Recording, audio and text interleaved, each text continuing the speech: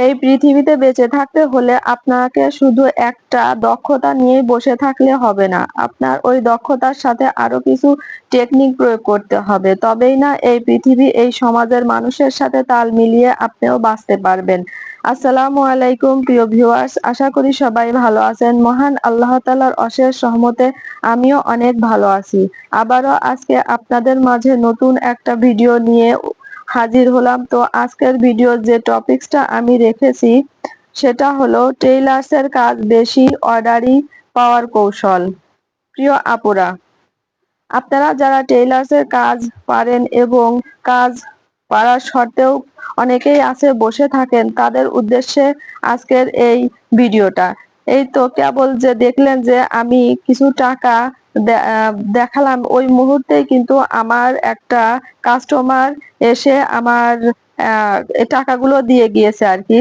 সে একটা three piece বানিয়েছিল, দেখিয়ে দিলাম যে আমার কিন্তু সে 150 টাকায় দিয়েছিল। তো ওই থ্রি পিসে কোনো রকম কোনো ডিজাইন ছিল না, যার কারণে 150 টাকায় নিয়েছিলাম। যাই হোক, আমার মূল ভিডিও টপিকসে আসি। তো যেটা বলছিলাম, টেইলার্সের কাজে অর্ডারই পাচ্ছেন না, তাহলে আজকের ভিডিওটা আপনার জন্য। প্রিয় আপুরা, অনেকেই আছে যে টেইলার্সের কাজ জানেন, কিন্তু কাজ জানার সত্ত্বেও ঘরে শুধু শুধু বসে আছেন, কোনো প্রকারের কোনো অর্ডারই পাচ্ছেন না। শুধু কি বসে থাকলে হবে? একটু টেকনিক খাটান আপুরা, একটু বুদ্ধি খাটান। আমি আমার গল্পটা বলি আপনাদের কাছে।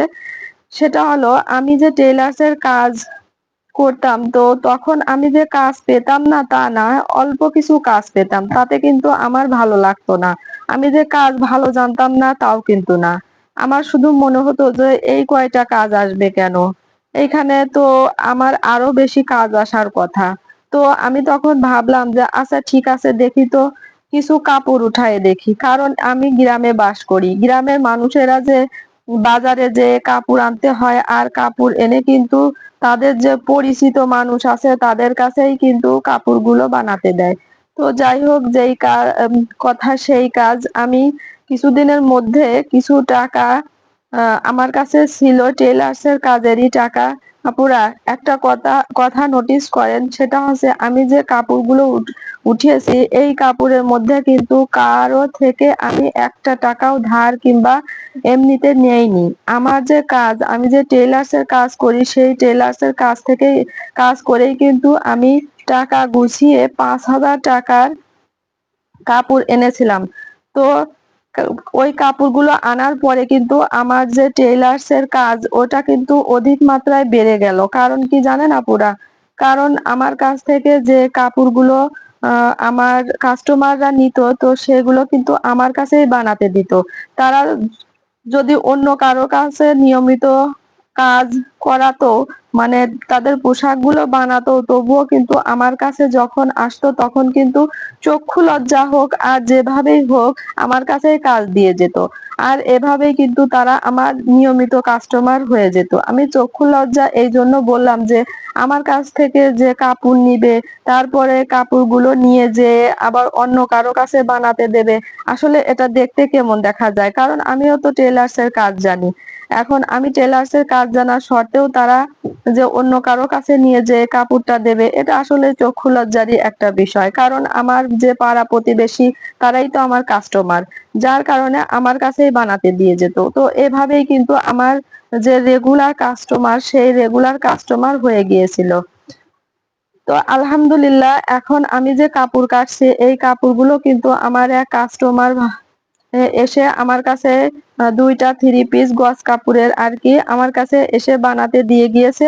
এমন অবস্থা হয় যে তারা শুধু বলে যায় যে এইটা এটা আমার পছন্দ হয়েছে, এগুলো আপনি কেটে বানিয়ে দিবেন। আর আমি আমার সময় মতো, যখন সময় হয় তখনই কিন্তু আমি এই থান থেকে এই কাপড়গুলো আলাদা করে রাখি, যা আমি অনেক ভিডিওতেই কিন্তু আমার প্রিয় আপুদের বলেছি।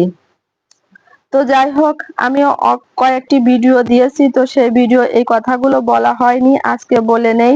প্রতিদিনের ন্যায় আজও বলি যে আমার ভিডিওটি যদি আমার প্রিয় ভিউয়ার্সদের একটুও কাজে লাগে, একটুও ভালো লাগে, তাহলে অবশ্যই অবশ্যই সাবস্ক্রাইব করে রাখবেন এবং লাইক, কমেন্টস এবং শেয়ার দিয়ে যাবেন। কারণ কি, শেয়ার দিলে হয় কি আমার এই ভিডিওটা অন্য আরো সবার কাছে পৌঁছে যাবে, আর লাইক দিলে আসলে ভিডিও বানাতে আরো আগ্রহী হই। মনে হয় যত বেশি লাইক তত আমার প্রিয় ভিউয়ার্স আপু এবং ভাইয়ারা আমার ভিডিওটি পছন্দ করেছে, তাতে মনের মধ্যে একটা ভালো লাগা কাজ করে।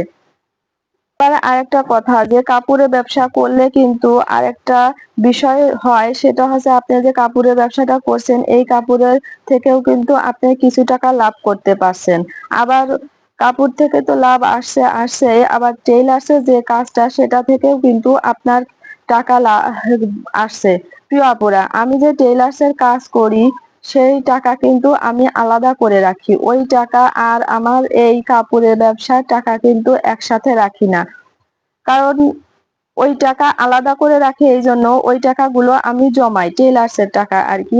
আর যে কাপড় বিক্রি করি এই কাপড় বিক্রি করার পরে টাকা যখন ওঠে সেই টাকা দিয়েই কিন্তু আমি আবারও কাপড় নিয়ে আসি। তাহলে বলুন তো আপুরা, আমার দুই ভাবে কি আয় হচ্ছে না? আমার কিন্তু দুই ভাবে আয় হচ্ছে। তবে হ্যাঁ, একটা সমস্যাও আছে গ্রামে ব্যবসা করা, সেটা হচ্ছে বাকি। এখন এটা যদি আপনি সমস্যা মনে করেন তো সমস্যা, আর যদি মনে করেন না এটা কোনো সমস্যা না, কারণ গ্রামের মানুষেরা বাকি নেয় ঠিক আছে, একটু দেরি করে তারপরেও কিন্তু টাকা সব টাকাই দিয়ে যায়। কারণ আপনার যে রেগুলার কাস্টমার সে কখনোই চাইবে না যে আপনার কাছ থেকে অন্য কোথাও যেতে। আপনার কাছে কিছু টাকা বাকি রেখে কিন্তু আপনার কাছে যে কাপড়গুলো নেয় আবার আপনার কাছেই দিয়ে যায় সেগুলো বানাতে।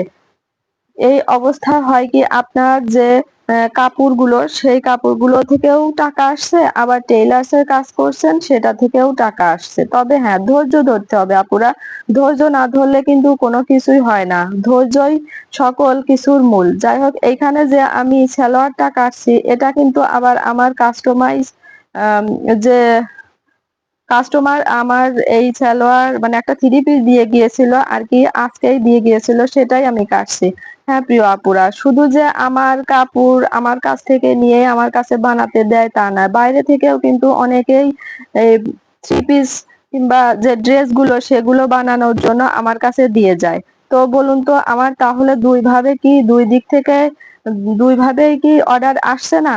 এই দেখুন, আমার কাপড় নিয়ে আমার কাছে বানাতে দিচ্ছে, আবার বাইরে থেকেও কাপড় নিয়ে কিন্তু আমার কাছে বানাতে দিয়ে যাচ্ছে, তাহলে আমার অর্ডারই কিন্তু এখন ডাবল হচ্ছে। আগে যেমন বাইরে থেকে কাপড় নিয়ে আমার কাছে এসে বানাতে দিত, এখন আমার কাছে যে কাপড় আছে সেগুলো তো বানাতে দেয়, আবার অন্য কোথাও থেকে যেমন বাজার ঘাট থেকে নিয়ে আমার কাছে আবার বানাতে দেয়। প্রিয় আপুরা, একটু বুদ্ধি করে যদি আপনি টেইলার্সের কাজ করেন তাহলে কিন্তু আপনারও কোনো কাজের অভাব হবে না। প্রিয় আপুরা, আমি একটা জিনিস, যাই হোক ভিডিও শেষ পর্যায়ে চলে এসেছি, সবাই ভালো থাকবেন, আল্লাহ হাফেজ।